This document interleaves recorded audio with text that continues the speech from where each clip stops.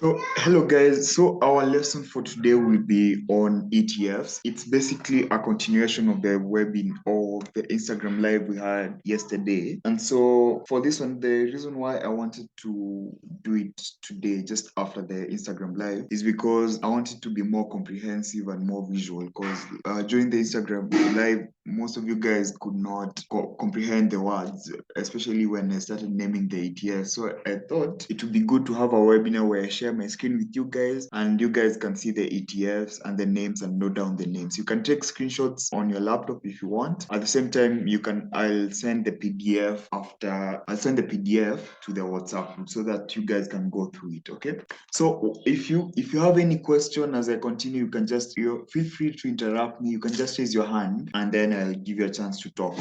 Okay, so let's start by defining an ETF. An ETF is a basket of assets, including stocks, bonds, commodities, currencies, where investors can buy a share of that basket, just like the way you buy a stock of a company. So we have very many ETFs, thousands and thousands of ETFs, and the most common ETFs are the stock ETFs. These are ETFs that have equities in them. A good example is the Vanguard S&P 500 ETF, which is an ETF that tracks the performance, or rather tries to track the performance of the S&P 500 index.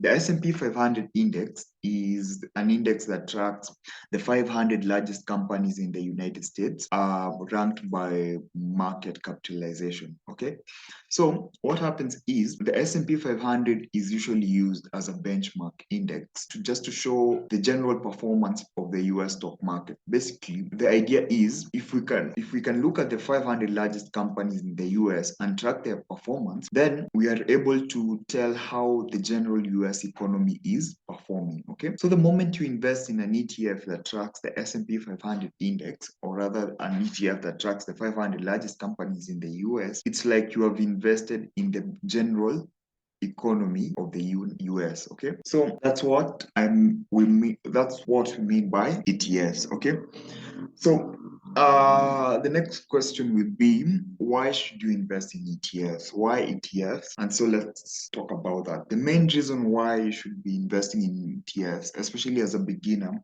is because ETFs allow you to invest passively. And how do ETFs allow you to invest passively? Let me explain. If you're looking to invest in stocks but don't have the time and research capabilities to choose the appropriate stocks for your portfolio, ETFs will come in handy as a great option. What ETFs do is that ETFs will help you participate in the stock market much more ease than investing in individual stocks, because they offer great diversification at a lower cost compared to direct stock investing. What do I mean by this?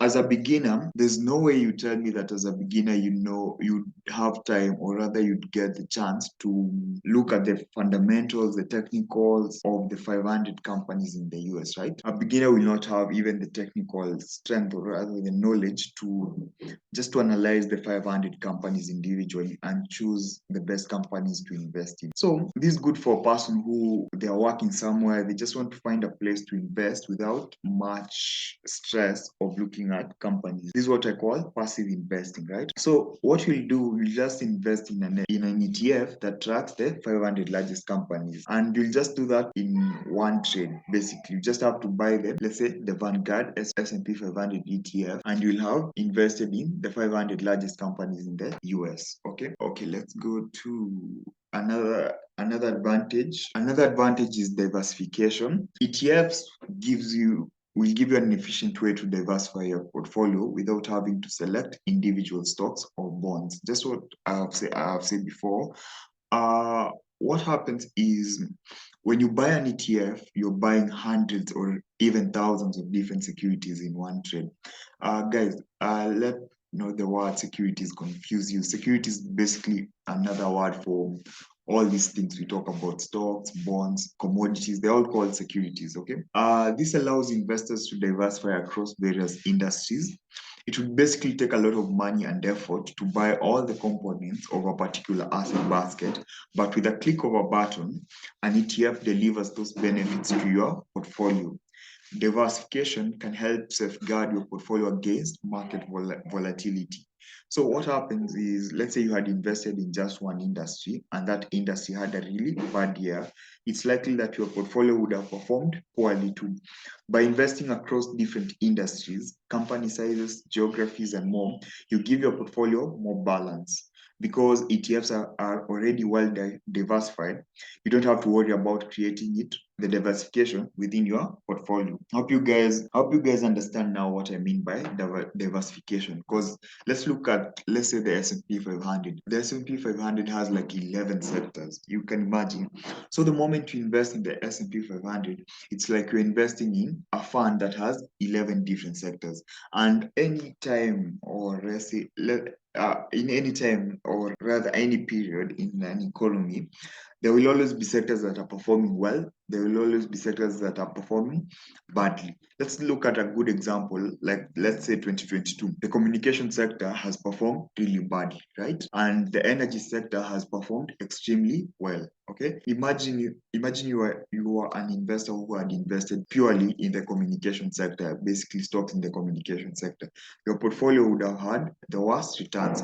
But the moment you invest in a more diversified fund, or rather an ETF, then this balances out. The gainers will help you gain, and the losers, the gainers will help you gain what the losers might have, the damage that the losing stocks might have done to your portfolio. Okay. Another thing I want to talk about, another advantage of investing in ETF is cost efficiency.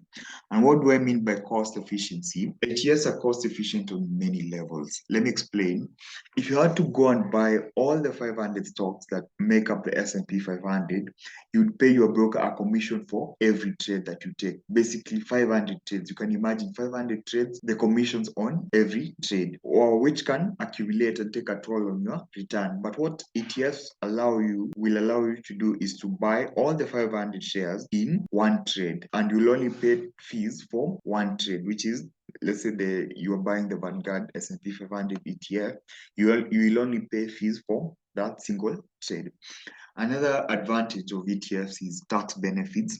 So most ETFs only incur capital gains taxes when you decide to sell the investment. This means that you will pay less tax on your ETF investment overall. Let's go. Everything has advantages and disadvantages. So let's talk about the cons or the disadvantages of ETFs. The main disadvantage would be commissions, which are obvious. You'll also typically pay commissions when you buy or sell an ETF, just like any exchange traded security. About spreads, on top of commissions, investors also pay the spread when buying or selling ETFs. Let me explain the word spread. Spread is usually the difference between the higher price you pay to acquire a security and the lower price you pay to sell it. Okay. The wider the spread, the higher the cost. Let me talk about the risk and complications that come with ETFs. Certain ETFs may be more complex based on their strategy or holdings. Before investing in an ETF, it's important that you carefully evaluate the features, the risks, the benefits, and the performance characteristics in comparison to your goals and expectations, right? Let me expound more on this issue of complication.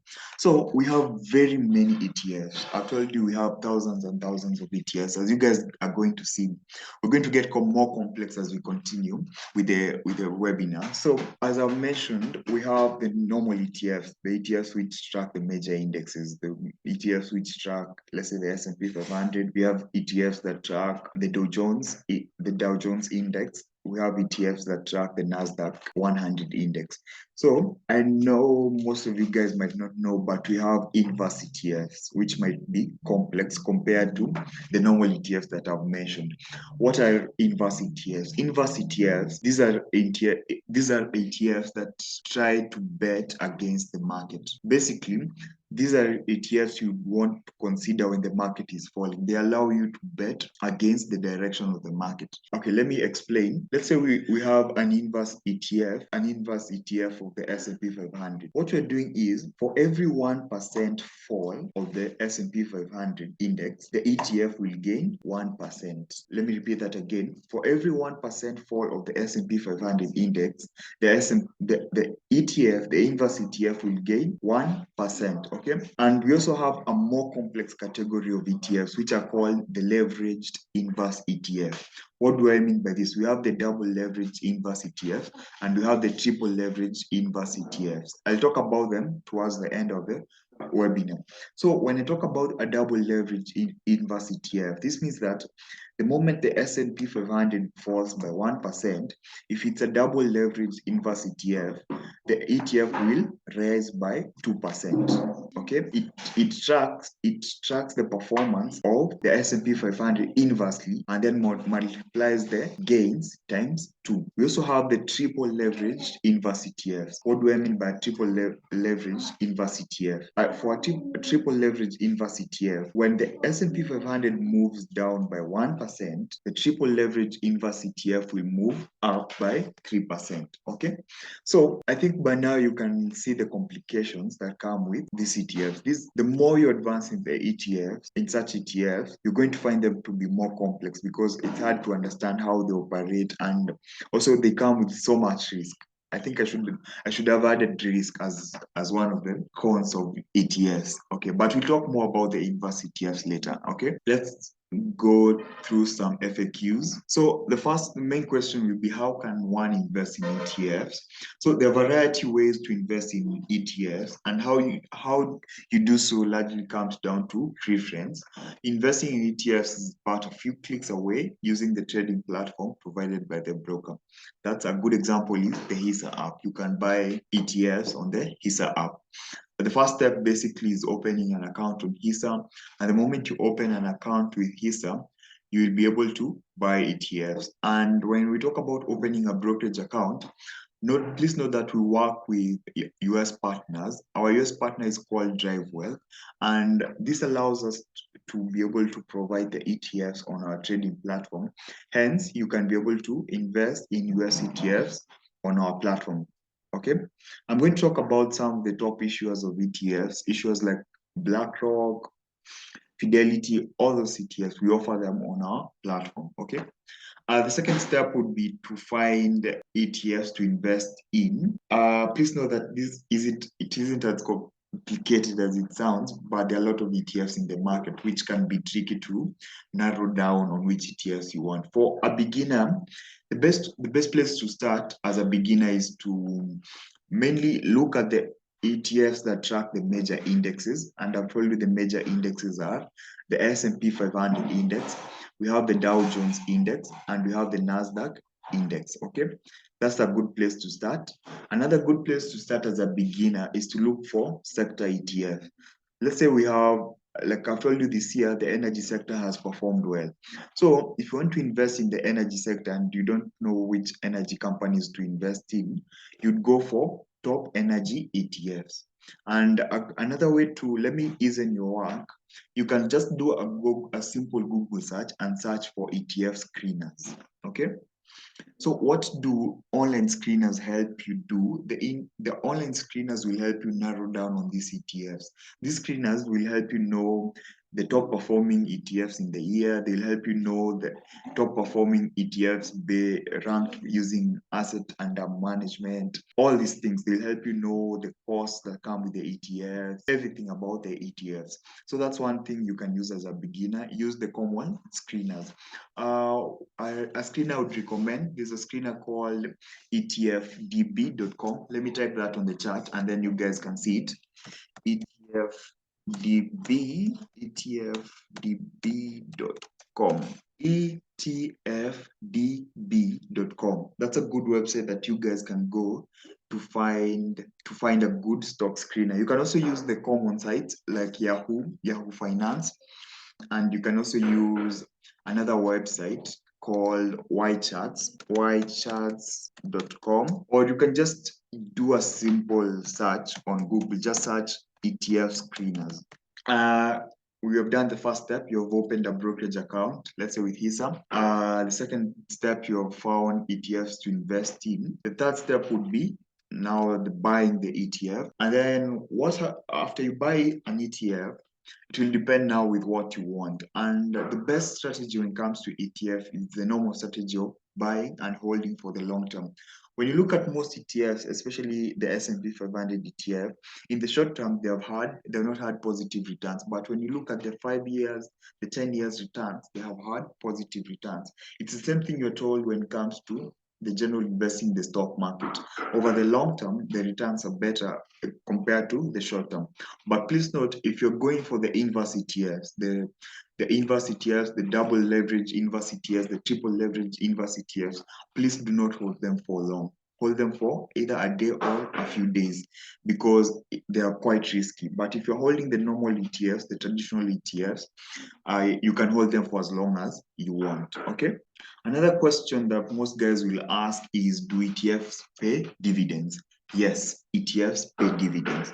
As long as the underlying stocks held within the ETF pay dividends, those ETFs will pay dividends. What happens is these companies, dividends are collected by the ETF issuer, let's say BlackRock, and distributed to investors typically quarterly based on the number of shares the investor owns in the ETF. At the same time, we also have ETFs that are constructed specifically to maximize dividend income, which are known as dividend ETFs. You can also research about that, research about dividend ETFs. So let me give you some examples of like top 5 dividends ETFs, which had the highest annual dividend yield this year. We have the Energy Select Sector SPDR Fund. We have the Schwab US Dividend Equity ETF. We have the Vanguard High Dividend Yield Index ETF. We have the Vanguard Total International Stock Market ETF. And finally, we have the Vanguard FTSE Developed Markets ETF. So let's look at some best ETF strategies for a beginner.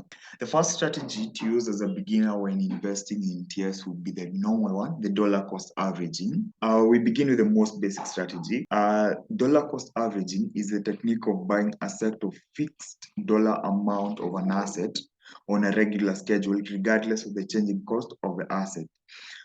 Beginner investors are typically young investors who have been in the workforce, let's say for a year or two, and have a stable income from which they are able to save a little each month. So what happens is, in such a situation, such investors should take, let's say, a few $100s every month, and instead of placing it in a low interest savings account, let's say the fixed deposits account, you can invest it in an ETF or a group of ETFs, and then with time, you'll benefit from the compounding effect, right? The second strategy, I'll not talk much about that because it's a common thing most guys know. Let me talk about asset allocation. So when it comes to asset allocation, this means allocating a portion of our portfolio to different asset categories such as stocks, bonds, commodities, cash for the purpose of diversification.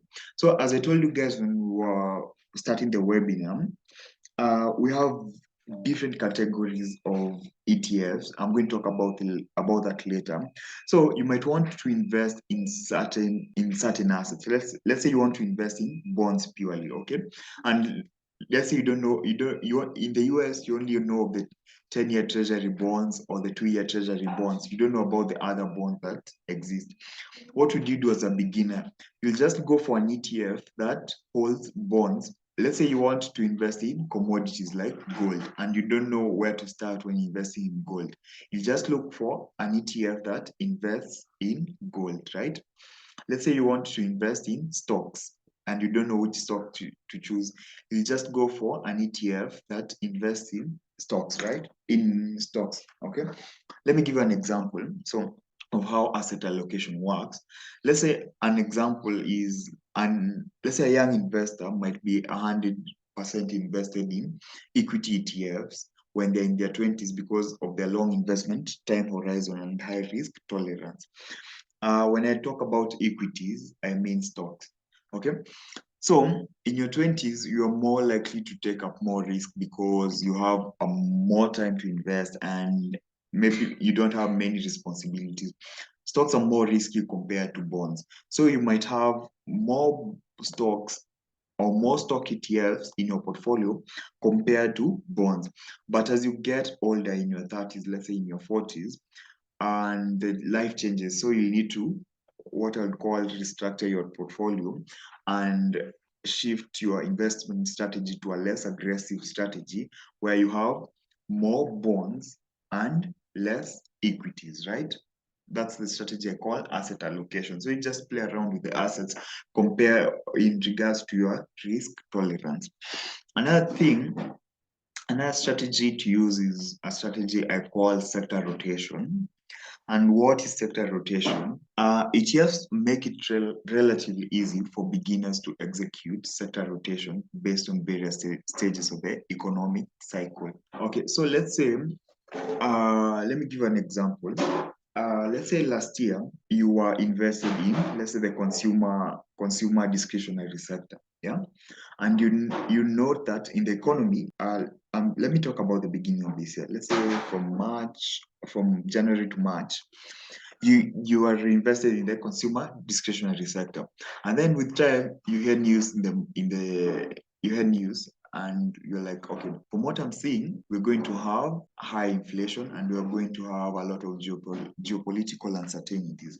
And you're like, according to what I know, especially from the previous lesson we had, during hard times or during uncertain times, there's some sectors that don't perform well during such times. Let's say the consumer discretionary sector will not perform well during uncertain times. So what would you do? You do a sector rotation where you'd move from that sector and go to a sector that is likely to perform well during high inflation, like let's say the energy sector, right? Another thing when it comes to sector rotation, let's say you're saying that the trend we're having, I would like to invest in innovative sectors, let's say the biotechnology sector, the cloud computing sector, artificial intelligence sector.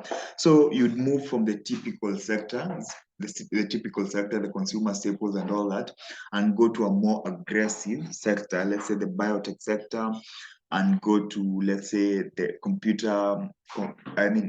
cloud computing sector. Yeah, I hope you guys now understand what I mean by sector rotation. Another strategy is short selling. And short selling basically, let me make it as simple as possible. So basically, I would define it as betting against the market, right? And I've talked about inverse ETFs, which I'm going to talk more about that later. So let me not talk a lot about that. Another strategy you can use is betting on seasonal trends. ETFs are a good tool for beginners to capitalize on seasonal trends. Let me give you two examples. The first one is called the sell in May and go away phenomenon. This refers to the fact that US equities have historically underperformed over the 6 months from May to October period as compared to the November-April period. Okay, so what you do, you'd be more aggressive in buying the ETFs, or rather betting in the direction of the ETF during the November-April period, and then you'd be more held back in buying the ETFs over the May to October period, or rather that's the time you would take your profits by selling the ETFs, because you would be expecting the market to fall. Okay.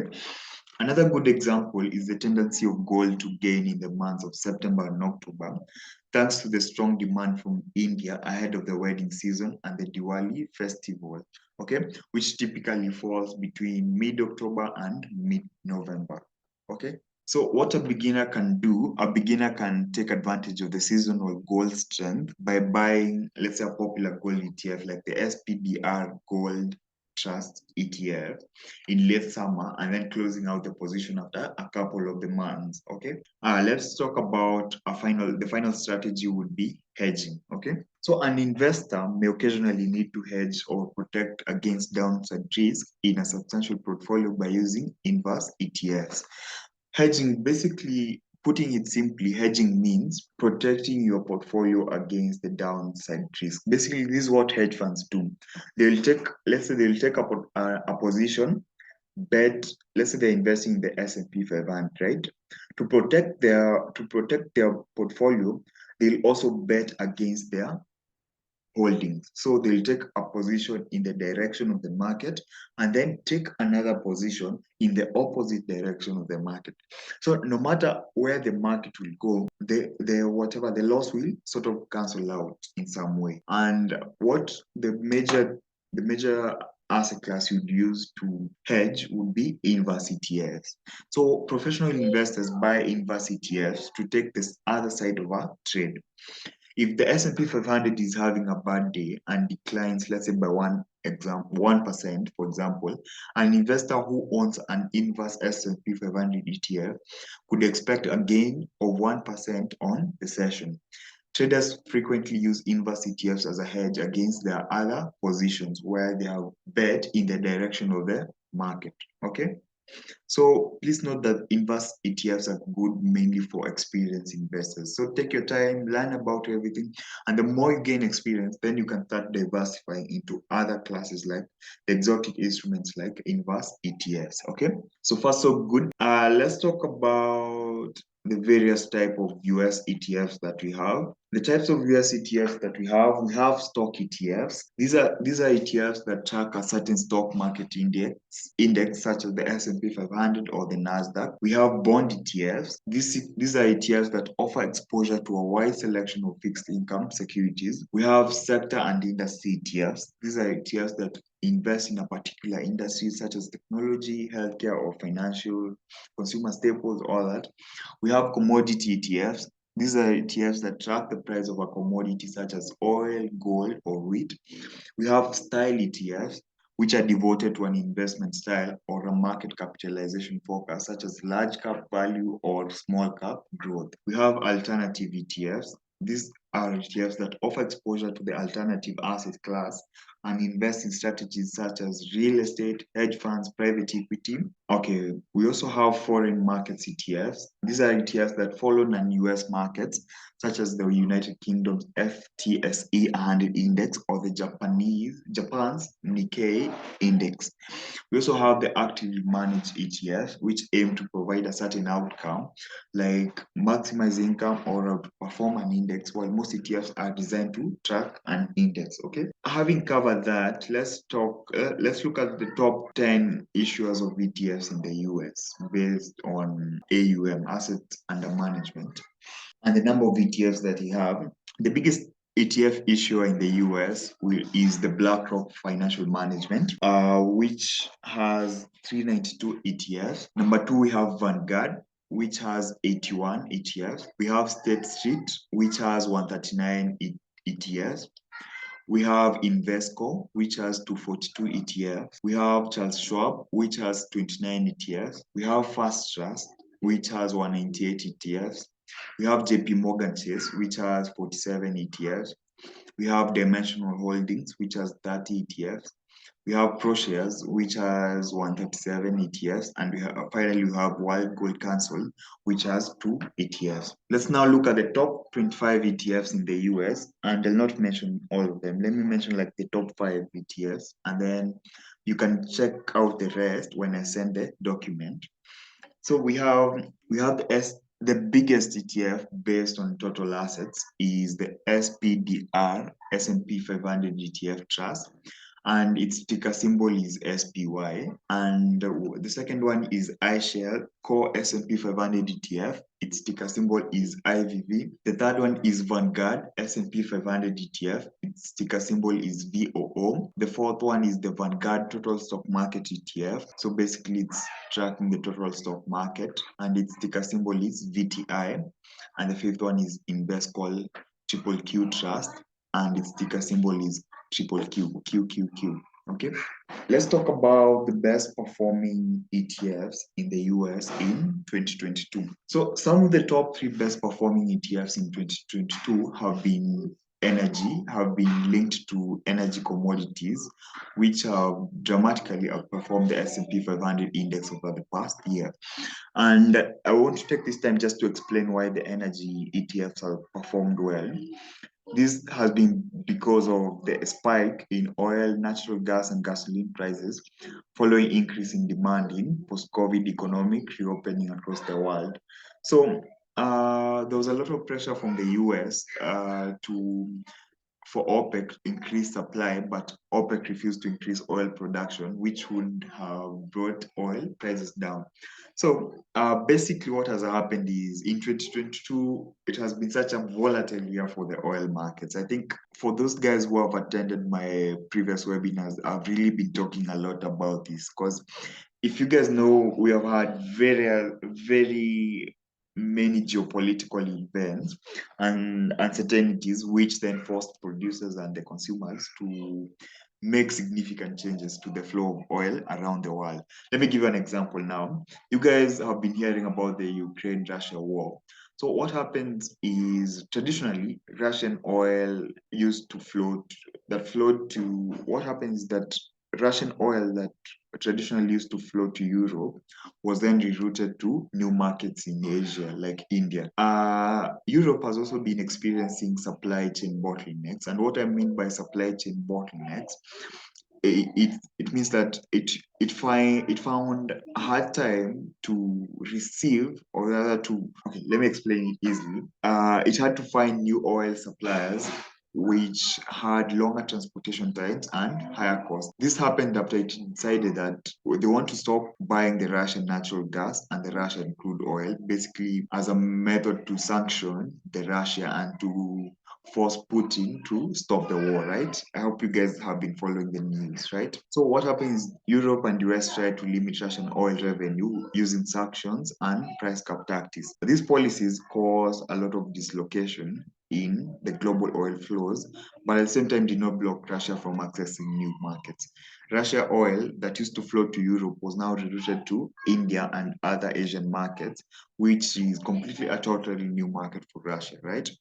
So China also increased its purchases of Russian oil, and at the moment now, Europe is now buying more oil from the Middle East. Okay, so I hope that explains like the whole issue around oil in 2022. Putting it simply, it's just an issue of supply and demand. Yeah, the demand was greater than the supply, and the more we have supply chain issues, supply chain bottlenecks, then the price of oil will naturally go up. And by the OPEC refusing to increase the supply, it definitely causes a supply issues, right?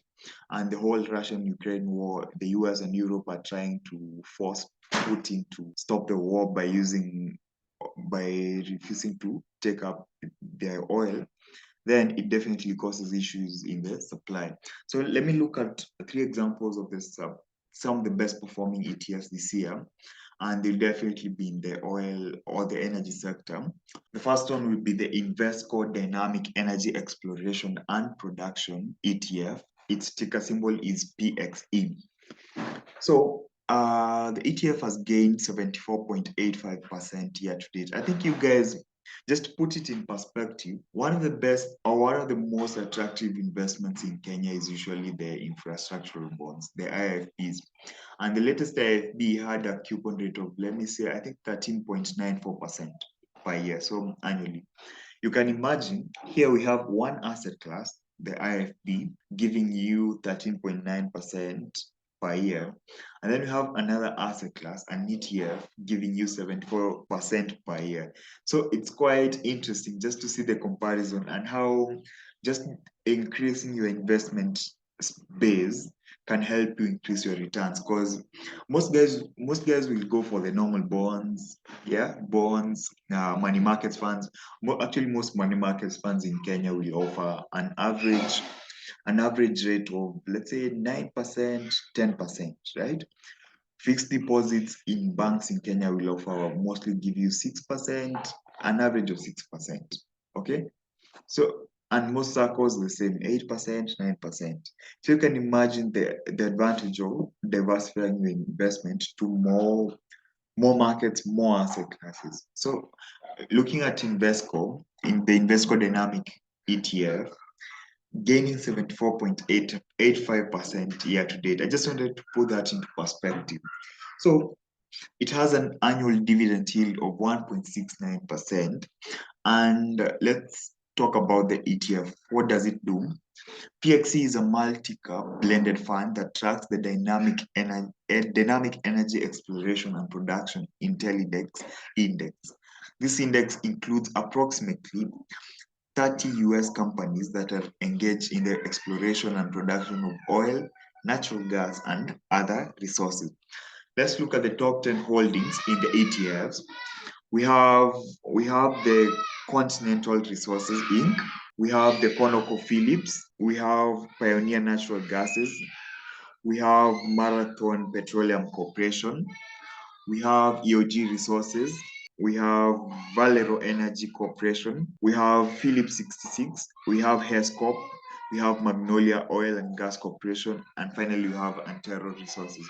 If you guys do your research, you'll note that some of the companies listed at the top 10 holdings were some of the best performing companies in the S&P 500 this year. A company like the Marathon Petroleum Corporation was, I think, number 2 or number 3 best performing company this year after Occidental. The second one I'm going to talk about is the iShares US Oil and Gas Exploration and Production ETF. This ETF gained 58.44% year to date. This ETF tracks the Dow Jones US Select Oil Exploration and Production Index, which is comprised of US equities within the oil and gas exploration sector. It gives you exposure to companies engaged in exploration, production, and distribution of oil and gas. Let's look at the top 10 holdings in the ETF. We have ConocoPhillips, we have EOG Resources, we have Pioneer Natural Resources, we have Marathon Petroleum Corporation, we have Valero, we have Phillips 66, we have Hescorp.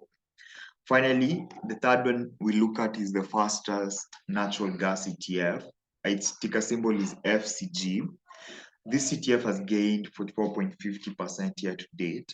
It provides exposure to the natural gas industry, which fuels the residential, industrial, and commercial sectors. More than 98% of the portfolio is allocated to energy stocks. Okay. So the top 10 holdings in these ETFs are DCP Midstream LP. We have Occidental, which has been the best performing company this year in the S&P 500 index. We have ConocoPhillips, we have Devon Energy Corporation, we have EOG Resources, we have Marathon Oil Corporation, and we have Hescorp. Okay, so I think I'll skip this part and not talk about BlackRock.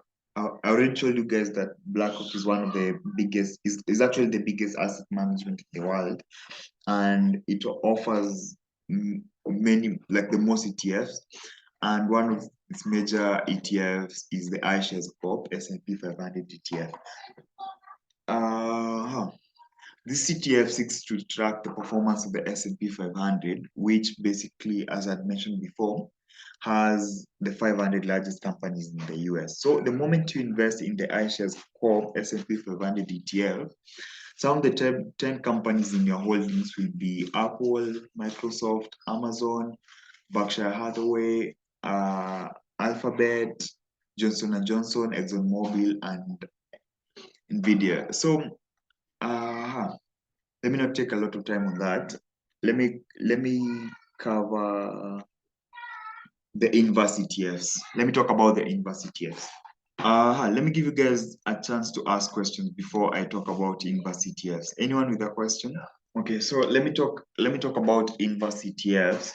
So an inverse ETF is an ETF constructed by using various derivatives to profit from a decline in the value of an underlying benchmark, let's say the S&P 500, the Dow Jones, or the Nasdaq. Investing in inverse ETFs is similar to holding various short positions. By short, I mean betting against the market, which involves borrowing securities and selling them with the hope of repurchasing them at a lower price in the future. So, what are the pros of inverse ETFs and what are the cons? The pros of inverse ETFs would be they allow investors to make money when the market or the underlying index is falling. Another pro is inverse ETFs can help investors hedge their investment portfolio. I think we had talked about that in the beginning. And the cons would be inverse ETFs can lead to losses, quickly if investors bet strong on the market direction. Let's say you're betting that the S&P 500 will fall, and then the S&P 500 gains, okay? And a final one would be inverse ETFs held more than 1 day can lead to losses. There's a higher risk. Okay, let's talk about the various type of inverse ETFs that we have. There are several inverse ETFs that can be used to profit from declines in the broad market indexes, such as the S&P 500 or the Nasdaq. And also we have inverse ETFs that focus on specific sectors such as the financials, energy, or consumer staples. So from there, I think what I would talk about, let's talk about the leverage ETFs. A leverage exchange fund, a leverage ETF is a security that uses financial derivatives to amplify the returns of an underlying index. What do I mean by this? With a traditional ETF, they will typically track the security of the underlying index on a one-to-one basis. What a leverage ETF will do, it will aim to get a 2-to-1 or a 3-to-1 ratio, what we call the double leverage ETFs or the triple leverage ETFs, okay? Let's talk more about that. ETFs are funds that contain a basket of securities that are from the index that they track. So, for example, an ETF that tracks the S&P 500 index will contain the 500 stocks in the S&P 500. So typically, if the S&P 500 moves 1%, the ETF will also move by 1%. What's the difference between these and a leverage ETF? So a leverage ETF that tracks the S&P 500 might use financial products and debt, let's say like derivatives, that magnify each 1% gain in the S&P 500 to a 2% or a 3% gain, okay? So please note that leverage can work in the opposite direction. It's good for profit, but if the underlying index also goes, let's say, in the opposite direction to which the one you had bet in, let's say you had said it was going to fall by 1%, and then the S&P 500 gains by 1%, and you had invested in the triple leverage ETF, then it means that you lose 3%. Okay. Let me give you an example of a leverage ETF, and then we can call it a day. Examples of let me give you examples of inverse ETF. The major inverse ETF is the ProShares Short S&P 500 ETF. Its ticker symbol is SH. The ProShares Short S&P 500 ETF is the biggest inverse exposure ETF for the S&P 500. It has $3.89 billion assets under management. And what happens is it seeks daily investment returns that correspond to the inverse of -1 to the daily performance of the S&P 500 index. What do I mean by this? If the S&P 500 gains by, if the S&P 500 loses 1%, the ProShare Short S&P 500 index will gain 1%, okay? The second one is the ProShare Short Dow 30 ETF, or its ticker symbol is DOG. DOG aims to provide a daily return that is -1 times the daily performance of the Dow Jones Industrial Average. The Dow is an index that tracks 30 large publicly owned blue chip companies on the New York Stock Exchange. So basically, when the Dow loses 1%, the ProShare Short Dow 30 gains 1%. Okay. Let me talk about the last one, which is the ProShare Ultra Pro Short Triple Q ETF. And for this ETF, this is a triple leverage ETF, which means that it what maximizes the results or the gains by 3%. So the ProShare Ultra Pro Short Triple Q ETF, its ticker symbol is SQQQ, uses swaps and futures to provide 3 times the inverse daily performance of the Nasdaq 100 index. So what do I mean by this? If the Nasdaq 100 is down 1%, this ETF will be up 3%. So let me explain the two words I've used, a swap and a futures, before we call it a day. So a swap is a financial word that refers to a derivative contract where one party will exchange the value of an asset or cash flow with another. It's a contract made between two parties that agree to swap cash flows on a set date in the futures. And what's the difference between a swap and a future? So futures are are a type of derivatives contract where two parties will agree to buy or sell a specific commodity or a security at a set future date in at a set future date and at a set price. Okay. So I think that's it for today. I hope you guys have learned much about ETFs. There's so much to learn. I'll send this on our WhatsApp group and you guys can ask any questions you have. Yeah, thank you for attending the webinar and see you next week and have an amazing time.